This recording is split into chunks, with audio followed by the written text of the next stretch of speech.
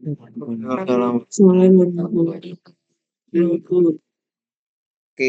selamat pagi semuanya. Ini, mohon maaf ya, kelasnya, terpaksa saya gabung karena, eee, untuk hari besok kan sudah tanggal merah ya. Jadi terus siangnya nanti saya ada kegiatan, jadi untuk kelas A sampai kelas D, statistik ini, saya gabung gitu kan. Jadi sebetulnya memang yang 2 kelasnya harusnya besok, tapi karena besok sudah tanggal merah, jadi semuanya dipindah ke hari ini. Cuma untuk, absensi, saya mohon ini ya, sementara, rekan-rekan mahasiswa semuanya ngisi absen di LD Group berdasarkan jamnya ya. Jadi saya sudah set di 4 waktu kalau nggak salah. Nanti silakan absen, nanti setelah semua absen baru saya tarik ke, Terraversanya. Oke, untuk 4 pertemuan terakhir ya, sampai dengan pertemuan ke-8, nanti rekan-rekan bersama saya, nanti topik utamanya ya, ada pengujian hipotesis, dan nanti ada analisis, regresi dan korelasi. Tapi di 3 pertemuan pertama kita bahas di pengujian hipotesis. Ini slide-nya belum sempat saya upload, tapi nanti insya Allah setelah selesai kuliah saya upload, slide-nya. Oke, di bagian pertama ini nanti ada beberapa,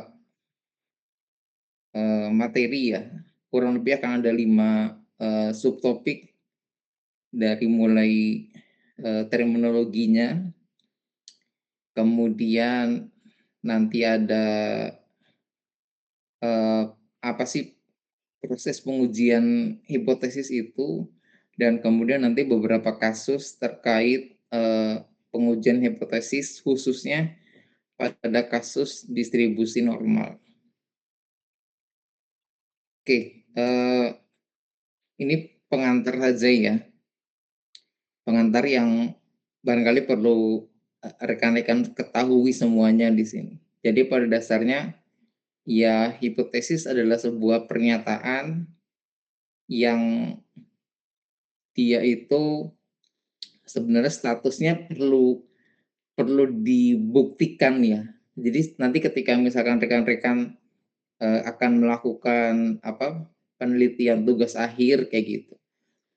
Ketika ingin meneliti sesuatu, nah berarti rekan-rekan nanti semuanya akan punya hipotesis awal di sana ya. Jadi katakanlah hipotesis yang menyatakan hubungan antara, sebutlah antara arus dan tegangan, atau misalkan antara arus dengan tahanan kayak gitu. Jadi semuanya adalah, sifatnya hanya, dugaan awal, dugaan sementara, dan sifatnya lemah ya. Nah nanti yang itu akan kita buktikan kayak gitu setelah kita melakukan, penelitian. Nah, selain itu di sini kalau kita bicara terminologi bahasanya, ya itu berasal dari bahasa Yunani, yang artinya ya lemah ataupun kurang. Nah, jadi nanti ketika rekan-rekan semua melakukan penelitian tugas akhir, yaitu nanti ketika akan menguji hasilnya itu, ya nanti dia akan mengikuti sebuah prosedur, yang nanti prosedur tersebut menentukan apakah hipotesisnya itu diterima ataukah ditolak di sini. Nah, misalkan contoh hipotesisnya yang contoh sederhananya ya, misalkan saya menyatakan bahwa tinggi rata-rata orang Indonesia adalah 165 cm. Itu adalah hipotesis. Ya ini sifatnya ya harus kita buktikan kayak gitu. Nanti cara membuktikannya seperti apa, ya nanti kita bisa lihat contoh-contohnya. Oke, di sini, ada 2 jenis ya hipotesis ini. Ada hipotesis yang sifatnya atau disebut sebagai hipotesis nol, atau yang kedua adalah hipotesis, alternatif, atau yang keduanya ini disimbolkan dengan H0 dan, H1 di sini. Nah, biasanya kalau yang H0 ini nanti, apa namanya, dia itu ada sebuah rumusan, matematika ya, nanti biasanya dia mengandung tanda, sama dengan, selalu membuat tanda sama dengan ya, entah lebih besar sama dengan, atau lebih kecil sama dengan, atau misalkan sama dengannya saja kayak gitu. Tapi kalau yang H1 ini, dia tidak pernah memuat, tanda sama dengan. Jadi, ya tidak sama dengan, misalkan seperti itu. Contohnya misalkan di sini, ya tadi ya, terkait tinggi rata-rata orang Indonesia misal. Ya nanti kita tentukan hipotesis nolnya, berarti kita punya dugaan, ya H nolnya adalah, rata-ratanya tidak lebih dari 165, kemudian kita identifikasi populasinya, kita ambil sampelnya, kemudian ternyata setelah dihitung sampelnya rata-ratanya hanya 150 misalkan.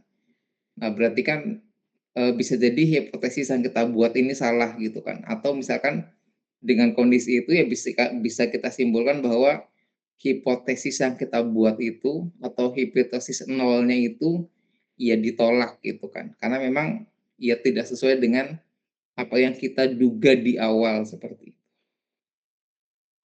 Untuk teknik mengambil sampel itu kan rekan-rekan sudah pelajari di pertemuan sebelumnya ya dengan Pak Mulki di sana.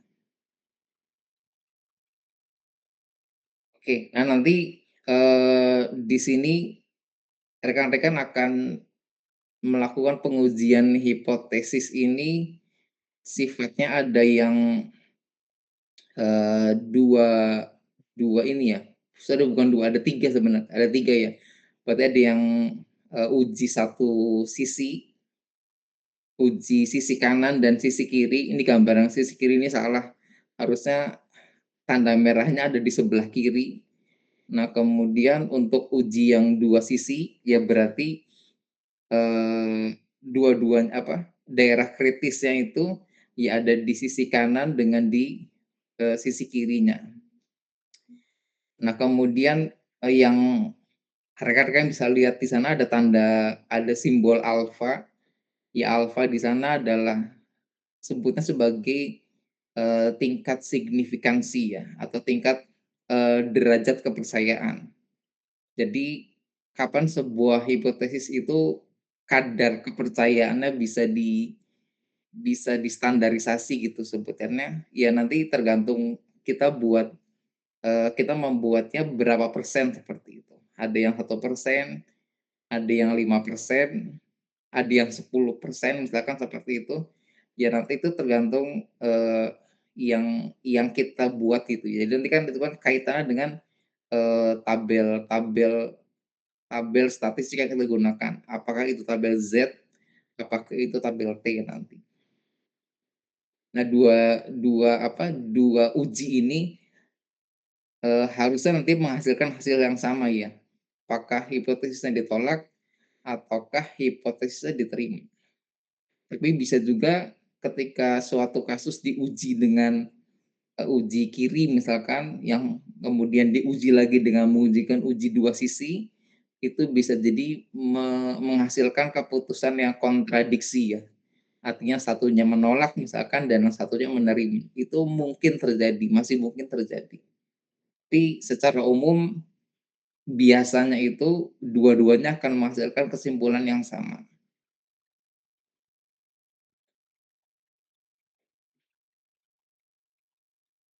Oke, nah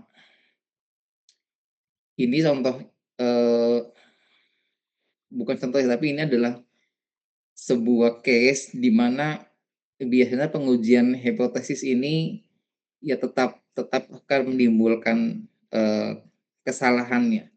Jadi nanti ketika kita membuat sebuah hipotesis, bisa jadi kesimpulannya itu salah gitu kan. Yang kita buat itu salah sebenarnya. Jadi dikenal dengan kesalahan tipe satu dan kesalahan tipe 2 di sana. Jadi kalau kesalahan tipe satu ini, ya kita menolak hipotesis yang seharusnya diterima, nanti kesalahan tipe 2-nya menerima hipotesis yang seharusnya dia ditolak. Nah ini, eee, yang dikenal dengan kesalahan hipotesis ya, tipe 1 dan tipe 2. Nah, nanti di sini salah satu teknik untuk memperkecil kesalahan ya di sini adalah dengan memperbesar ukuran sampelnya. Jadi kalau misalkan semula yang kita gunakan adalah 100 sampel misalkan, ya untuk memperkecil kesalahan ini bisa kita lipat gandakan ya, misalkan 2 kali lipatnya, 3 kali lipatnya, tapi memang di sini sekali lagi tidak sepanjang yang saya ketahui itu tidak ada standar khusus ya. Tapi kata kuncinya hanya ya pokoknya memperbesar ukuran sampelnya.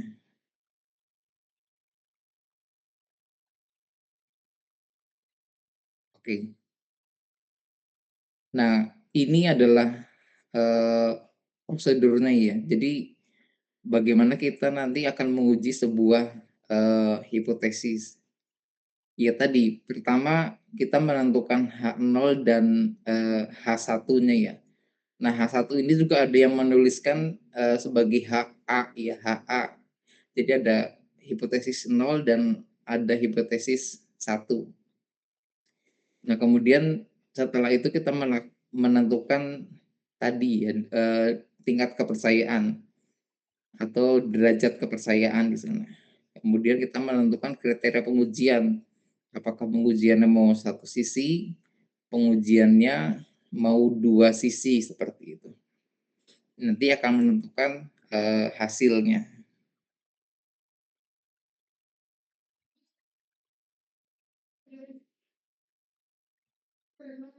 Oke. Nah ini kurang lebih sama sebenarnya ya. Ini hanya mengulang di sini. Jadi misalkan kita mengetahui sebuah nilai Z atau nilai statistik ya dari sebuah interval. Nah, di sini sebenarnya yang Z di sini yang kita tuliskan di sini adalah nilai alfanya tadi ya. Nilai alfanya adalah 5% atau derajat kepercayaan adalah 5%. Nah, ketika kita menggunakan uji dua sisi, pada dasarnya berarti kita akan memiliki daerah kritis di sisi kiri sebesar ada alfa per 2, kemudian nanti di sisi kanannya juga sama, ada alfa per 2 daerah kritisnya.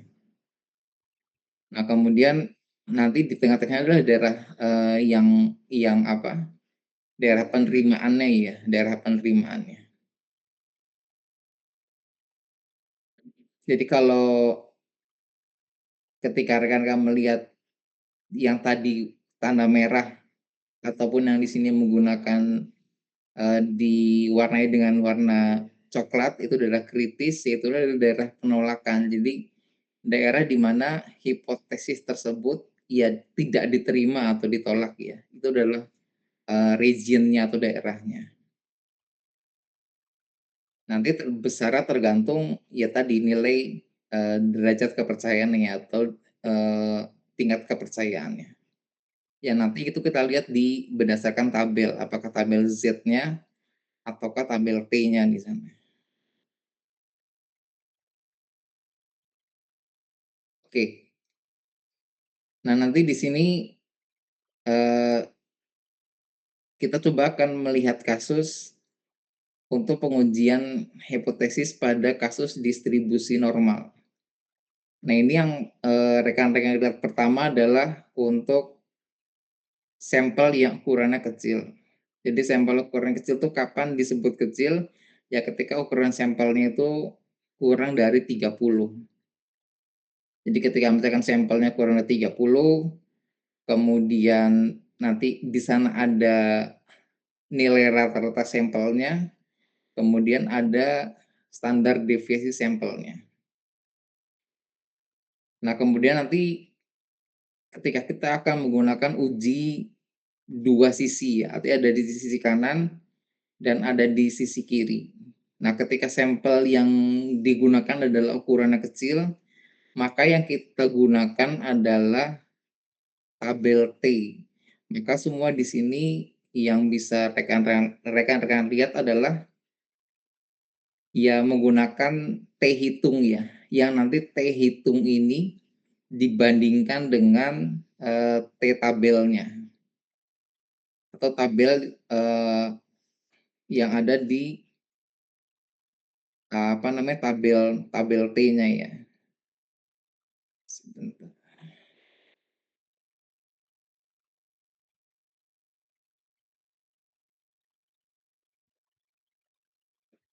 Ya di sini semuanya menggunakan, T-hitung ya. Ini T-hitung, kemudian ini juga T-hitung, kemudian ini juga T-hitung. Nah, di sini nanti ada 2 kondisi di mana HO-nya diterima ataupun nanti di mana ada, HO-nya ditolak atau hipotesis diterima dan hipotesisnya ditolak. Jadi ketika ditolak, di sini akan ada 2 kondisi ya, di mana nilai T min min T-nya 1 minus alfa per 2 itu ya dia lebih, apa, T hitungnya lebih kecil dari min T-nya. Kemudian atau di sini kondisinya T hitungnya lebih besar dari T, alfa per 2-nya. Nah, nanti ini ada tambahan kondisi ya, ada n min 1, itu nanti yang kita lihat di bakal jadi pemandu untuk kita untuk melihat nilai T-nya yang ada di dalam tabel T.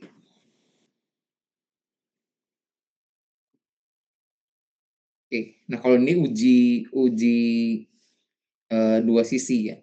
Nah, ketika uji satu sisi, ya akan sedikit berbeda sebenarnya. Jadi kalau uji 2 sisi nanti daerah penolakan itu akan berbeda.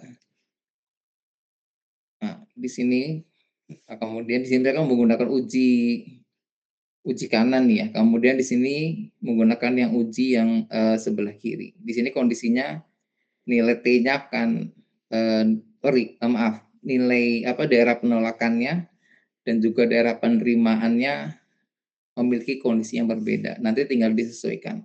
Apakah kita menggunakan uji satu sisi, yang uji kiri, uji kanan, ataupun menggunakan uji, 2 sisi.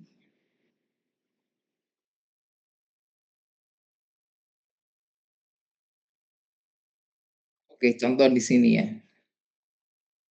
Nah, misalkan di sini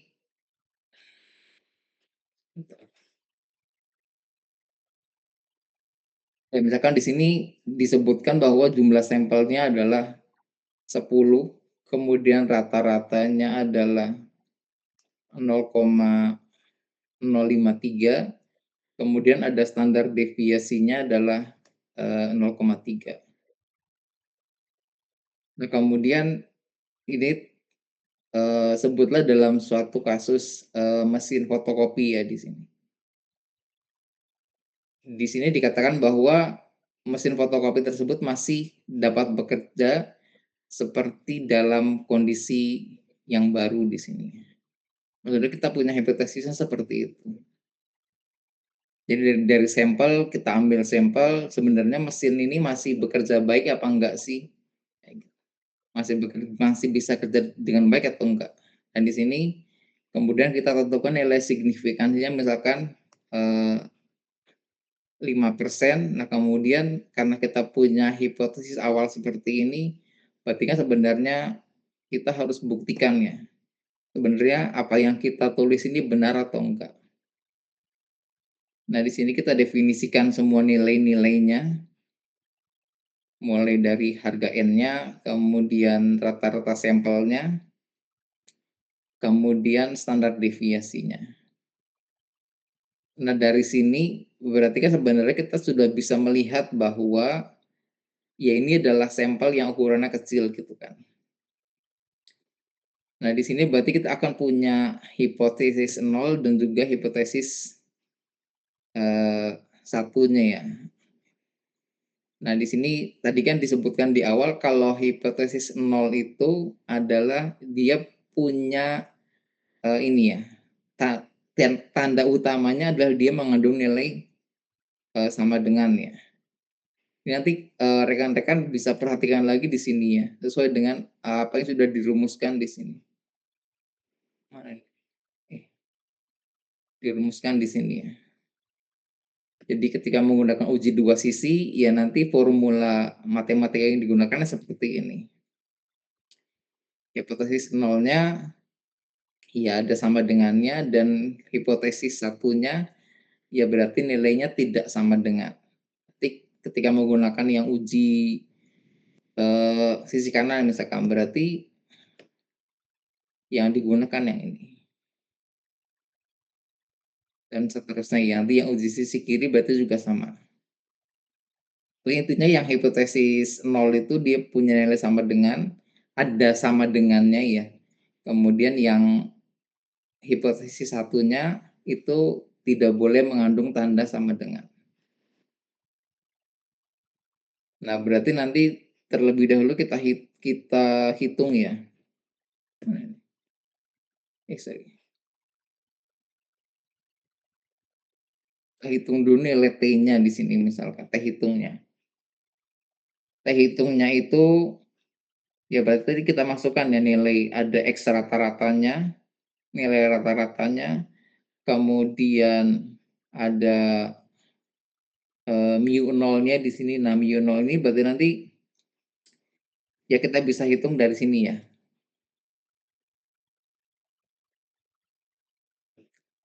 Jadi kan sama dengan nilai ininya, nilai alfanya di sini. Nah, kemudian kita hitung apa namanya, nilai T hitungnya di sini. Setelah kita hitung ketemu nilai 3. Nah, nilai 3 ini yang nanti kita bandingkan dengan T tabelnya. Nah, kalau sebentar ya, kita lihat dulu. Sebentar. Kita coba lihat di T tabel ya. Sebentar. T tabel.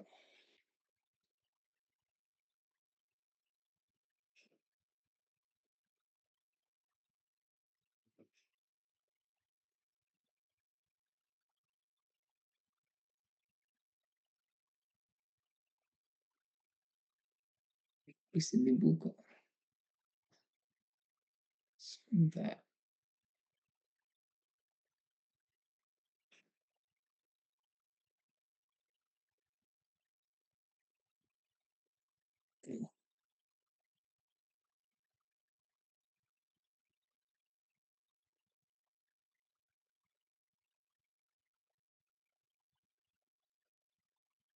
Berarti kalau di sini kita lihat nilai T tabelnya kan tadi nilai alfanya adalah 0,05 atau 5% ya.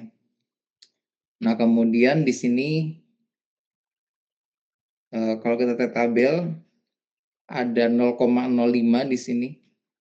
Nah, artinya kan kalau itu kan nilai alfanya ya, tapi kan sebenarnya yang kita lihat adalah, atau yang kita gunakan adalah sesuai dengan yang kita pilih tadi ya. Kalau kita misalkan yang pilih uji dua sisi, nah berarti di sini harusnya nilai T-nya adalah ada 1 dikurangi alfa per 2, atau T-nya adalah T alfa per 2. Artinya kan alfanya dibagi 2 dulu, 0,05 dibagi 2, berarti jatuhnya adalah ada 0,025, atau 1 minus 0,025. Sehingga muncul di sini angka 0,975. Nah, kemudian di sini ada N-1, tadi N-nya harganya nilainya 10, berarti di sini muncul ada 10 dikurangi 1 sama dengan 9. Sehingga yang kita lihat adalah T tabel yang kolomnya yang 0,025 ya. Nah, kemudian nilai ini V ya, nilai V atau nilai N-1 di sini 9. Sehingga bisa kita pilih yang nilainya adalah 2,26. Nah, kalau misalkan di sininya 1 minus alfa, ya berarti rekan-rekan pilihnya yang tadi nilainya sesuai dengan yang ini ya. 0,975. Tapi karena di sini nilai yang muncul adalah alfa, ya berarti di sini pilih yang 0,025.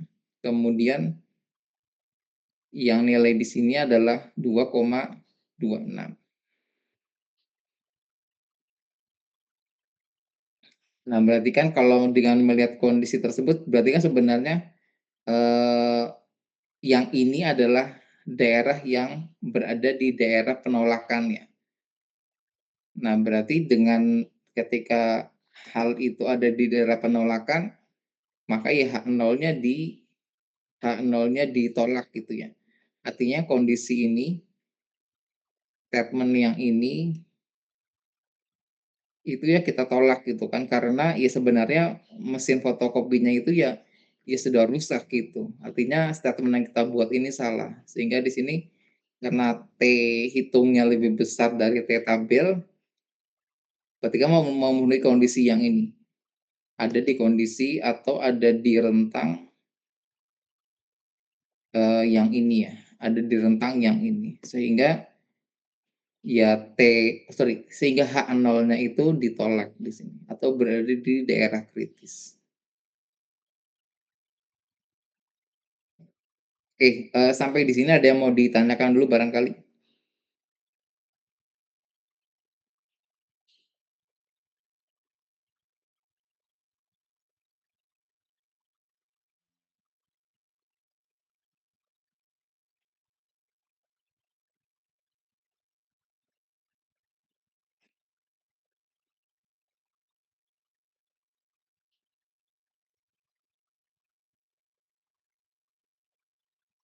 Ini sih Pak, mau bertanya Pak, Iya, silakan.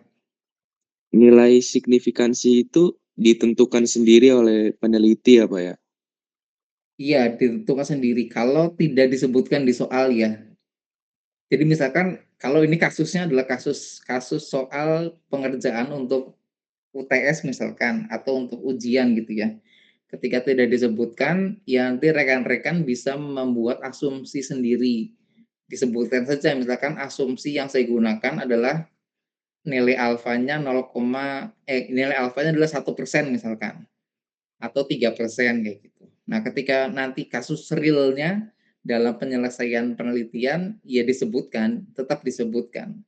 Asumsi alfanya adalah 5% seperti itu. Ya, seperti itu. Oke, Ada terima lagi? kasih banyak Pak.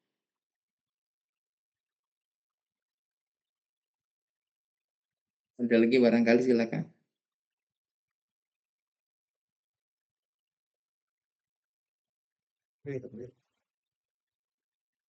Oke, kalau nggak ada coba kita lanjut dulu ya.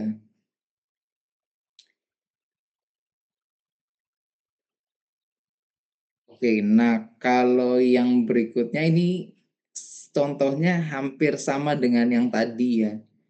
Hanya ini untuk sampel yang ukurannya besar.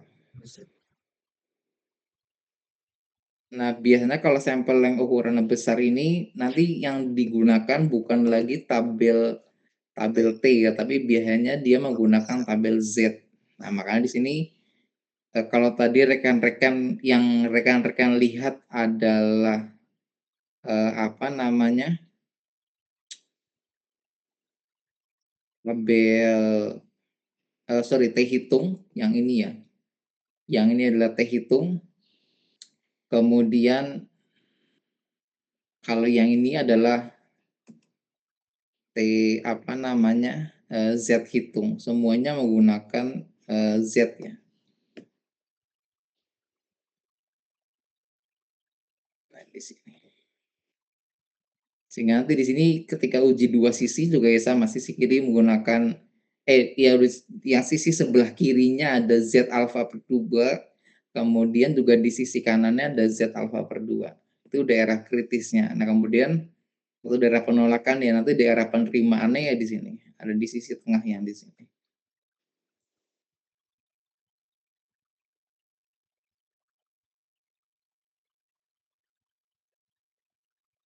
Ini juga sama untuk tadi ya. Ada uji sisi kiri dan juga ada uji sisi kanannya. Nanti digunakan semuanya tabel tabel Z ya.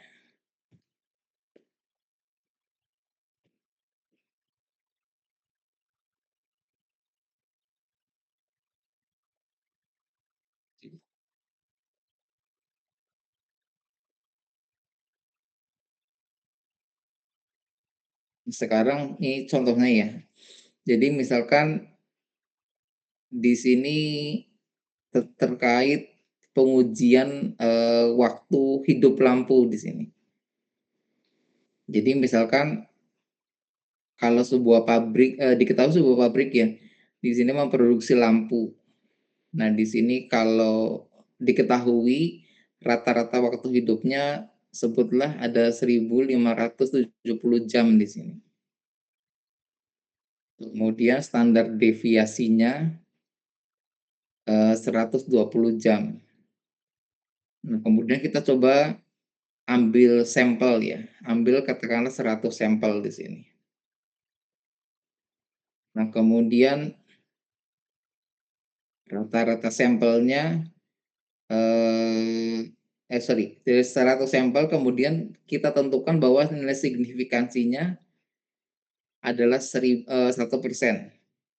Nah, kemudian diuji bahwa waktu hidup lampunya yang diproduksi itu tidak lebih dari 1.600 jam. Artinya di sini rata-rata yang kita ambilnya.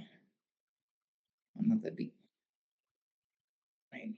Oh ya, mohon maaf di sini yang di sini itu tadi saya keliru ya. Yang di sini itu harusnya bukan nilai alfanya. Tadi kan saya sebutkan di sini nilai alfanya ya. Nah, yang di sini yang 0,05 ini rata-rata yang kita buat ini ya. Ini itu karena dia mu 0, dia adalah rata-rata bukan diambil dari alfanya ya. Bukan diambil dari sini. Tapi dia adalah rata-rata dari nilai secara keseluruhannya ya. Jadi kan kalau ini kan rata-rata nilai awalnya rata-rata dari ini ya, dari 10 sampel. Tapi kalau yang ini tuh rata-rata dari secara keseluruhannya. Tadi kalau misalkan kita kembalikan ke yang ini, ke contoh yang ini. Nah, ini dugaan awalnya berarti ya. Asumsi awalnya di sini. Ya, mohon maaf saya keliru di situ. Nah, kalau kita kembalikan ke contoh yang tadi, ini memang tidak disebutkan di sini ya. Saya soalnya kurang di sini. Nah, kalau kita kembalikan ke case yang ini, nah ini kan berarti sebenarnya yang ini adalah yang mu-nya di sini ya. Yang mu-nya di sini. Mu nolnya. Nah, sehingga di sini muncul. Artinya kan sebenarnya kita akan punya akan punya dua hipotesis ya. Tadi hipotesis 0 dan juga hipotesis 1. Di materi yang 0 itu berarti ada tanda sama dengannya, tapi kalau yang hipotesis satunya tidak mengandung tanda sama dengan. Nah, kemudian tadi ukuran sampelnya 100, kemudian tadi rata-rata sampelnya 1.570. Nah, kemudian standar deviasinya 120.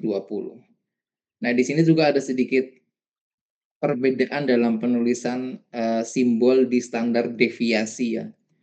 Kalau yang sebelumnya itu untuk yang sampel kecil biasanya hanya S saja. Nah, di sini ada sedikit perbedaan ya. Kalau yang di sampel besar ini standar deviasi sampel. Nah, kemudian yang eta ini dia standar deviasi populasinya ya. Jadi sedikit perbedaan di masalah simbolik saja sebenarnya.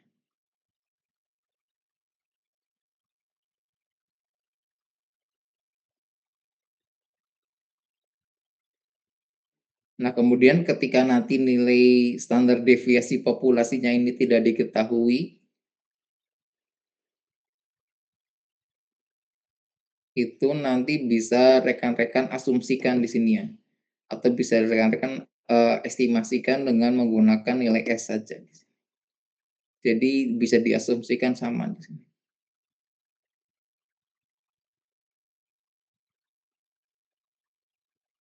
Ini contohnya tadi ya. Nah, sama prosedurnya sama dengan yang sebelumnya ya.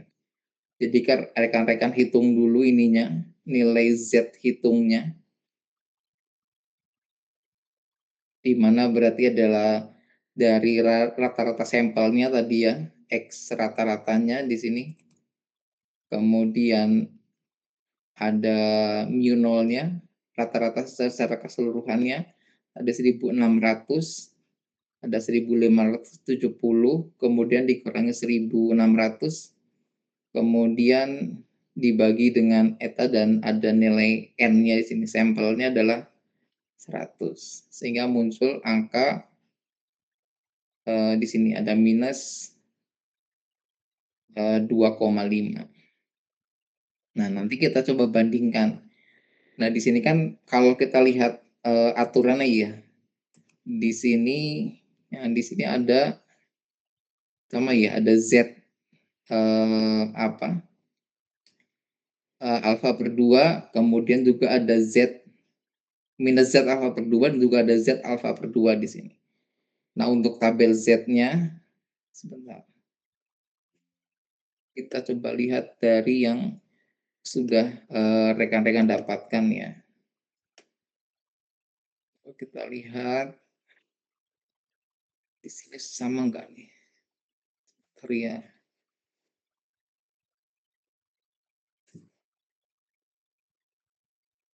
Ini tabel Z.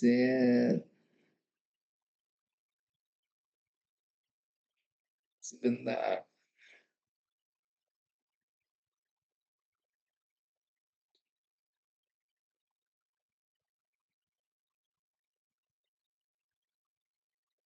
Bisa di sini. Ini berarti tabel Z. Sebentar ini.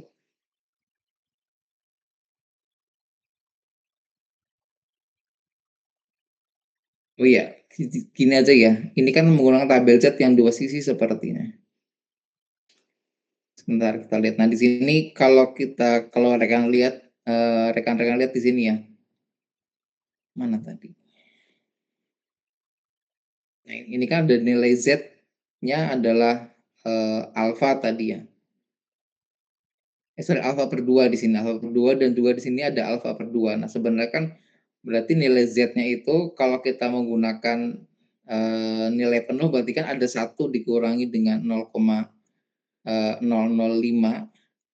Artinya kan di sini kalau di sini 1 berarti kan sebenarnya di sini sisanya adalah 0,005 atau 1 minus 0,005 untuk melihat di tabelnya ya. Nah, berarti di sini bisa rekan-rekan lihat yang mendekati nilai 1 dikurangi 0,005 atau ketika menggunakan nilai tabel Z yang nilainya setengahnya berarti ada 0,5 dikurangi 0,005. Kita lihat ya. Kalau misalkan 1 dikurangi 0,005 itu kan sebenarnya ada di rentang ini ya. Kalau kita tarik garis, kalau kita coba pilih di sini ya, berarti kemungkinan 1 dikurangi 0,005 itu ada di sini. Berarti kan sebenarnya nilainya adalah 0,995 ya. Ketika 1 dikurangi 0,005. Berarti kan ketika dikurangi 1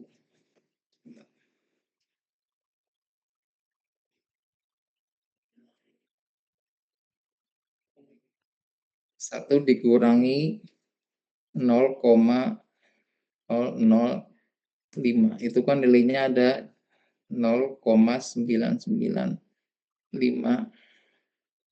Nah, ketika ketemu angka ini, nah inilah yang nanti rekan-rekan cari di tabelnya di sini.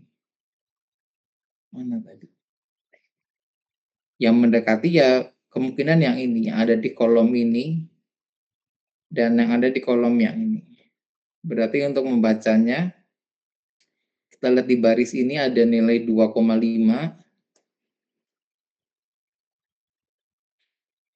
dan kemudian ke atasnya di sini ada di 0,08 atau 0,09. Tadi kan nilainya ini ya. Mana tadi? Kok ditandai?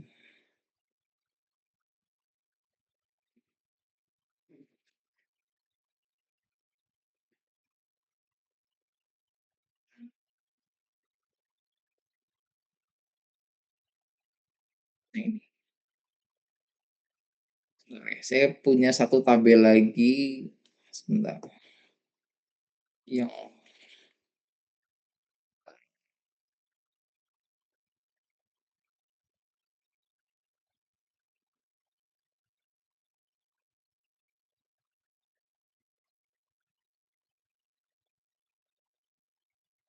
bentar ya. Di sini.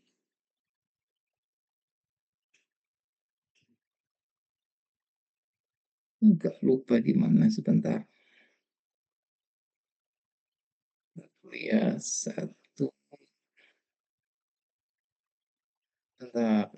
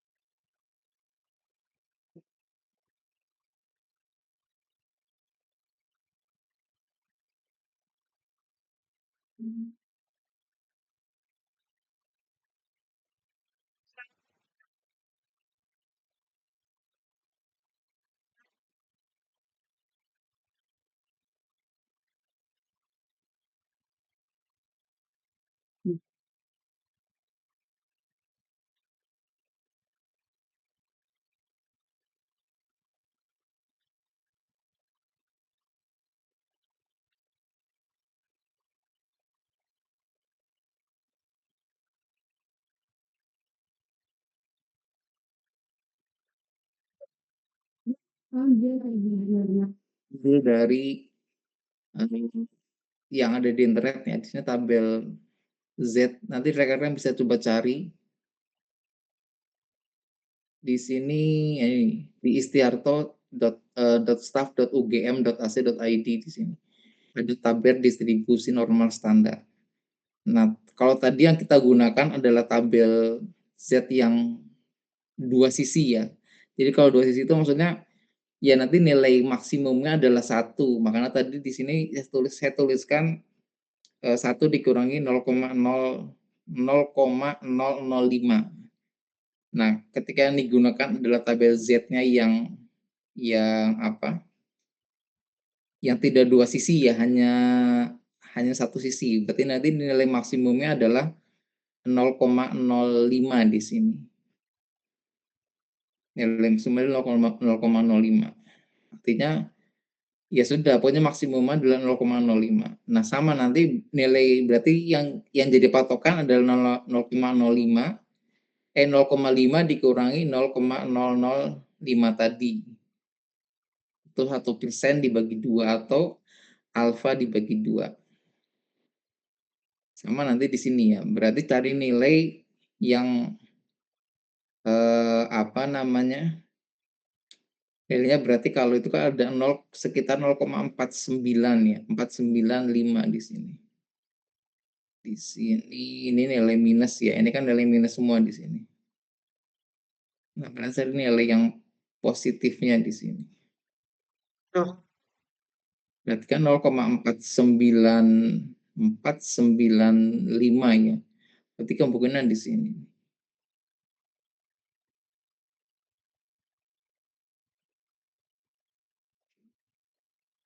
Sorry, 495.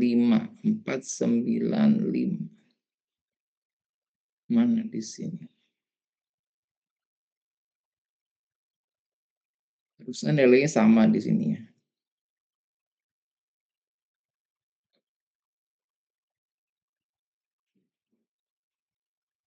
Nah, di sini nilainya di sini. 495 atau kalau 49 kan di sini belum 495, berarti kemungkinan di sini nilainya. 4951 bisa kita pilih 4951 atau 4952.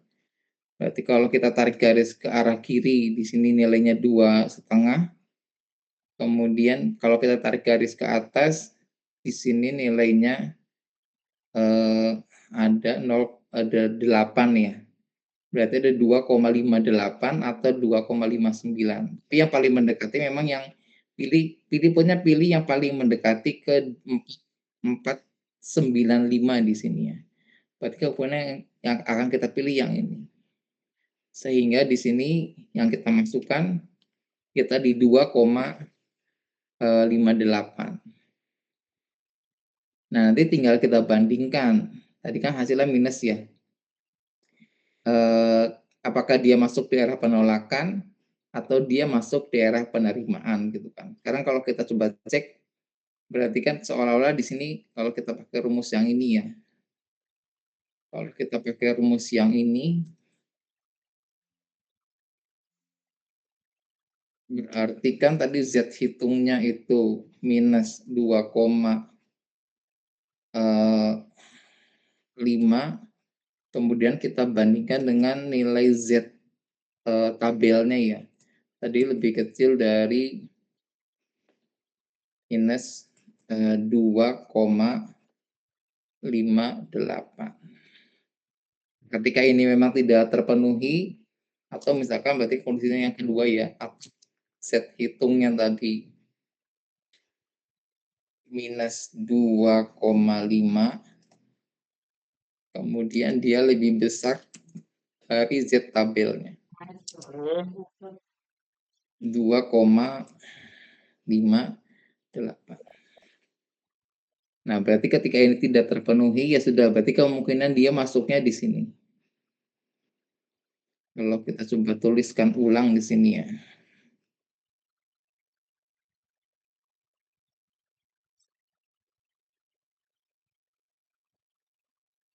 Jadi tadi ada Z hitungnya itu minus 2,5, minus 2,5, kemudian di sini tadi Z tabelnya ada 2,58, dan kemudian di sini juga ada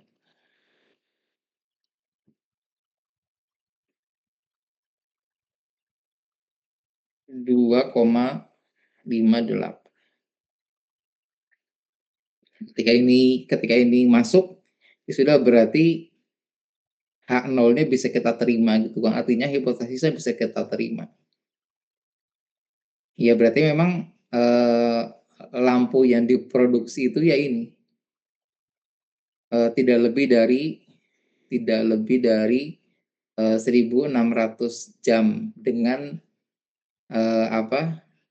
derajat kepercayaannya 1% seperti itu. Karena dia masuk di di daerah penerimaan.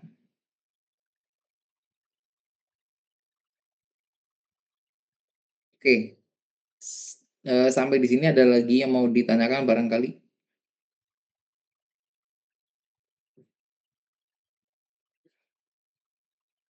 Jadi rekan-rekan intinya bisa ini ya, bisa menggunakan tabel Z yang satu, yang nilai maksimumnya 1, atau menggunakan tabel Z yang nilai maksimumnya 0,5 di sini.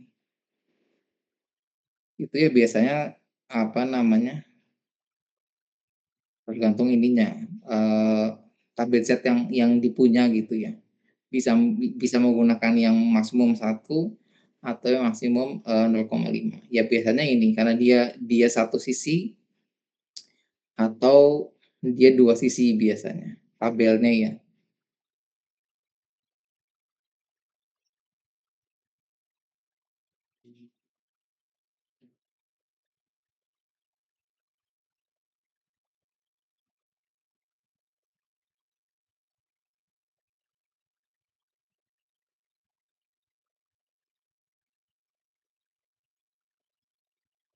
Oke, kalau memang nggak ada yang ditanyakan, saya coba lanjut dulu ya.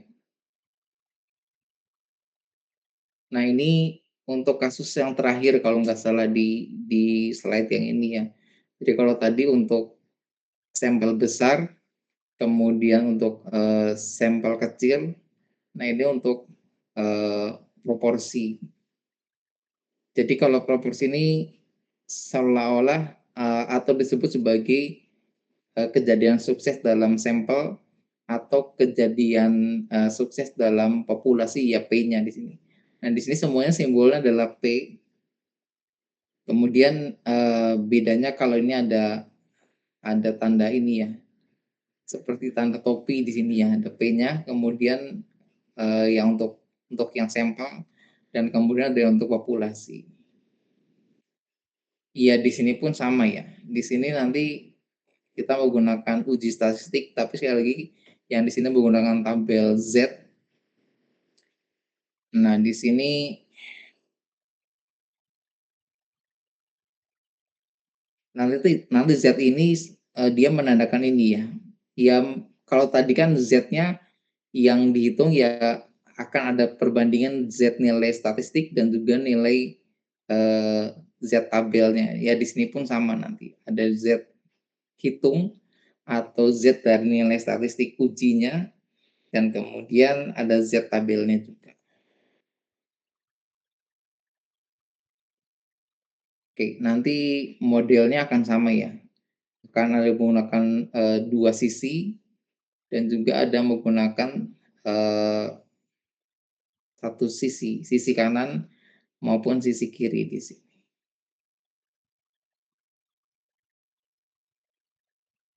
Ya, kondisinya sama untuk ininya, patokannya ya, untuk apa namanya, hipotesis 0 dan juga hipotesis satunya hampir sama. Pokoknya ada sama dengan dan tidak ada sama dengannya. Kemudian pendefinisian daerah penolakan atau daerah kritis tadi dan juga daerah penerimaan, ya ikuti sesuai aturan yang ada di sini ya. Jadi di mana kondisi H0 ditolak dan di mana kondisi H0 diterima.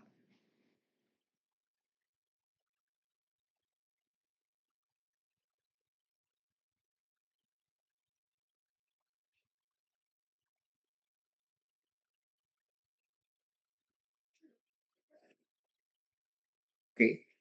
Nah, di sini misalkan ada sebuah kasus ya.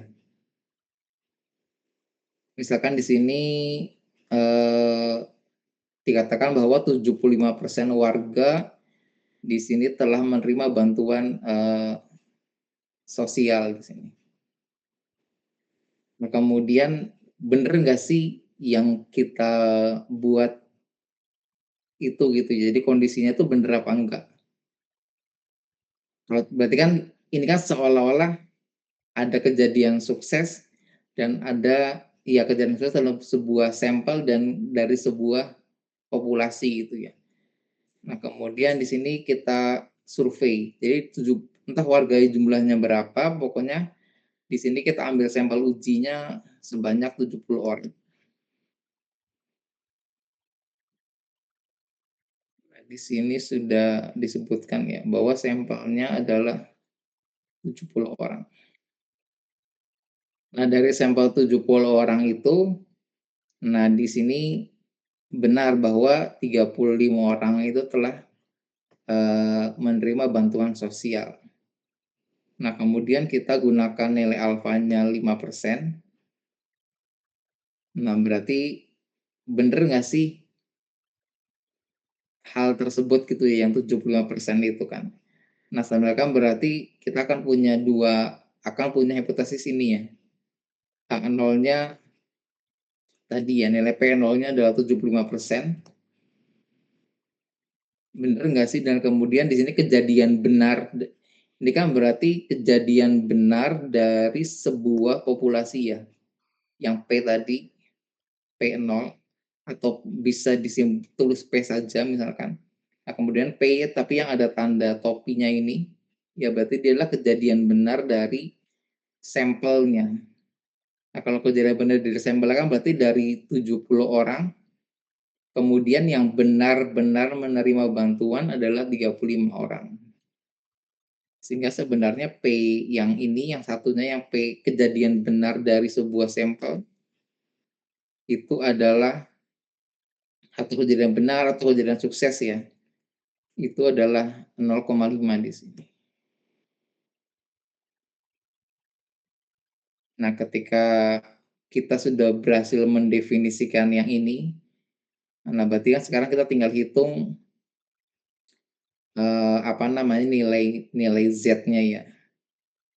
Nilai z-nya kita hitung.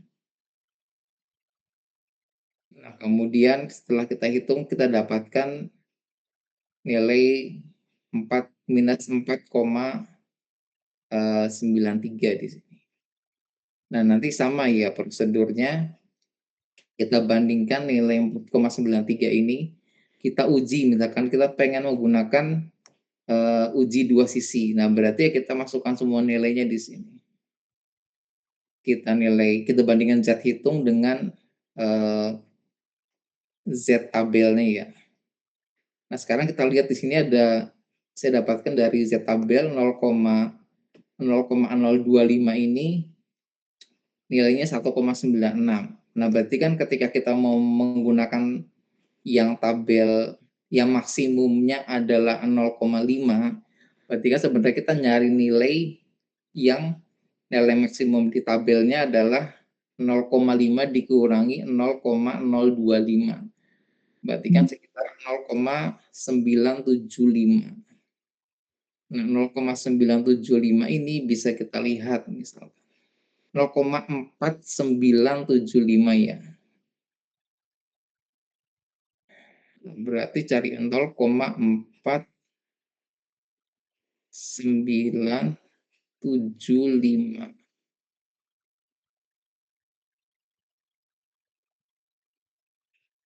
Bentar enggak? 0, sebentar. Mana sih? Berarti kan 0,5 dikurangi 0,025.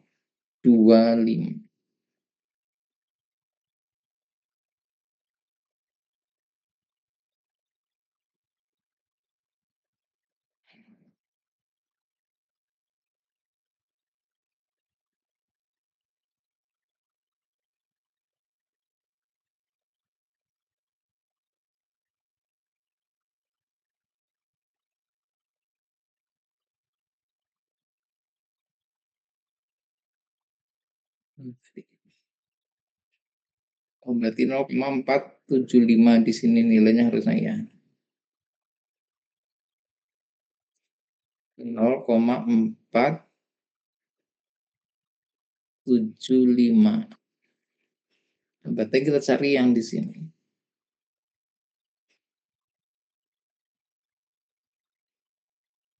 0,475 di sini. 725. 75 atau 7,25 ya. Satu, berarti cari di sini. Nah, ini kemungkinan yang ini. Benar tadi Pak. Nah, berarti ini kan ada 0,5 dikurangi 0,025 tadi ya. Hasilnya 0,475 di sini. Nah, ketika sudah ketemu tabelnya, nilai dalam tabelnya berarti ada 0,475. Kalau kita tarik garis ke sini ada 1,9. Kemudian kalau kita tarik garis ke atas ada nilainya 6. Nah, di sini ya.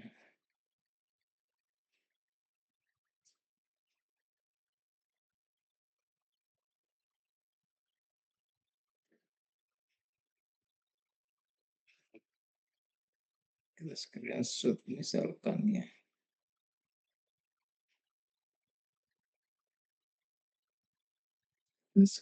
Coba kita pindah ke sini.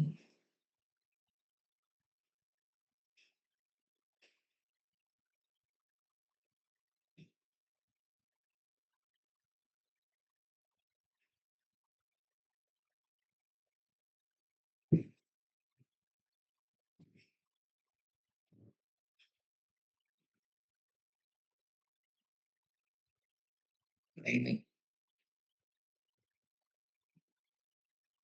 Kalau rekan-rekan bisa lihat di sini ada, berarti kan di sini adalah 0,475 sesuai dengan ini ya.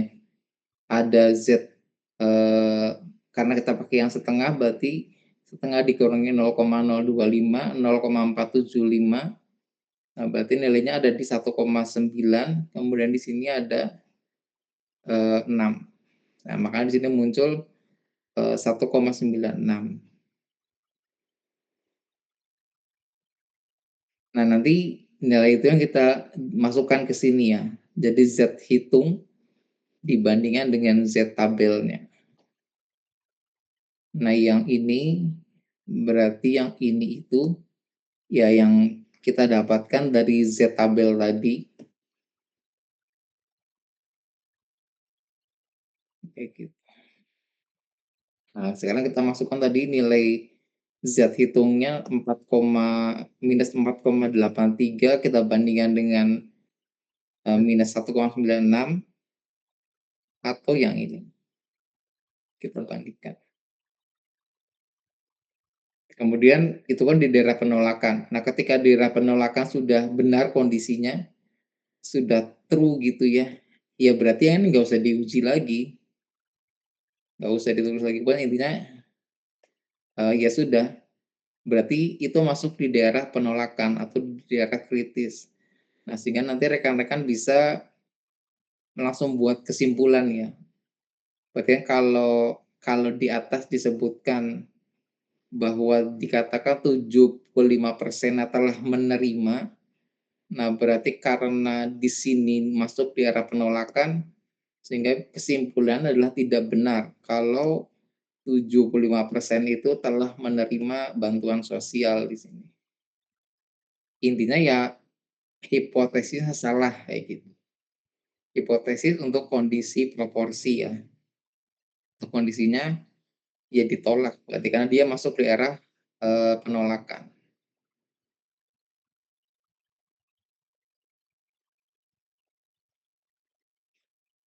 Oke, mungkin itu yang bisa saya sampaikan. Barangkali ada yang mau ditanyakan dulu.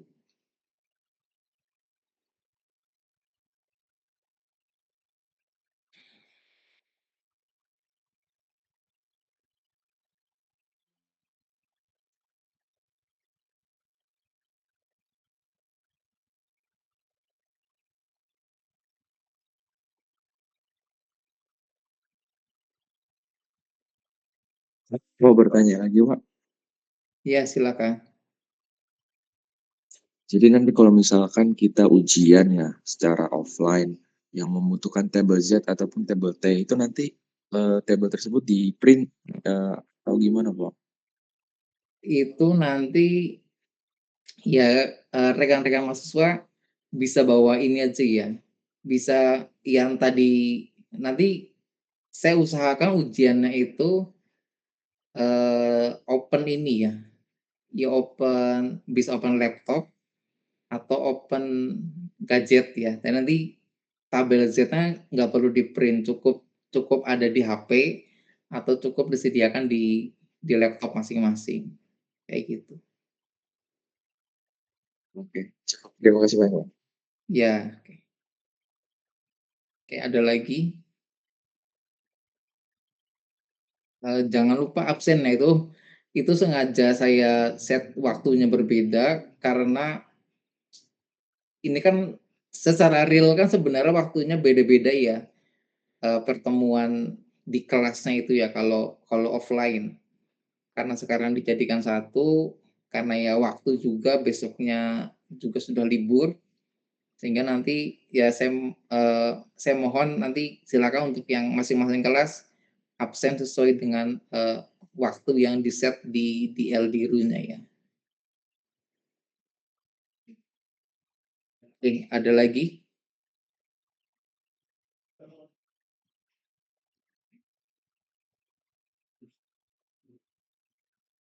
Oke, kalau memang nggak ada lagi yang ditanyakan, saya kira cukup ya.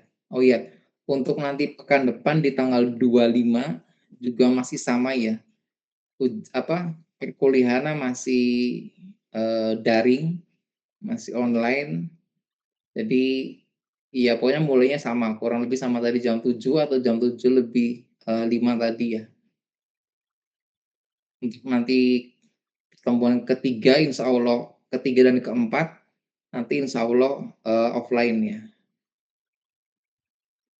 Oke, saya kira cukup dari saya. Terima kasih. Mohon maaf kalau ada hal yang kurang dan kurang berkenan. Akhir kata, Assalamualaikum warahmatullahi wabarakatuh. Waalaikumsalam.